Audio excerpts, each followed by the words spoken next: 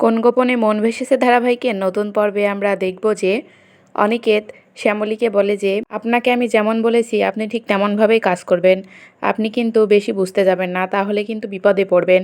শ্যামলী বলে যে আমি পারবো।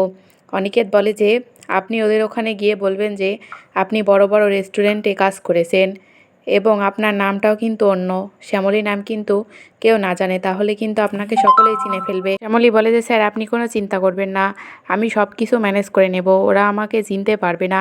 আমি শুধু জ্যাকি কোথায় আছে সেই খবরটা নিয়ে ওখান থেকে চলে আসব, তারপরে দেখব ওরা কিভাবে পিয়া দিদি ও প্রতিমদাকে আটকে রাখে। অনিকেত বলে যে আমি গিয়ে আপনাকে রেখে আসব আর আমি চলে আসব, আপনি ওখানে সাবধানে থাকবেন। তখন শ্যামলী বলে যে স্যার শ্যামলীকে নিয়ে এতভাবে, আমি তো স্যারকে না দেখলে বিশ্বাসই করতে পারতাম না। তো বন্ধুরা, শ্যামলী কি পারবে সত্যিটা জোগাড় করে আনতে?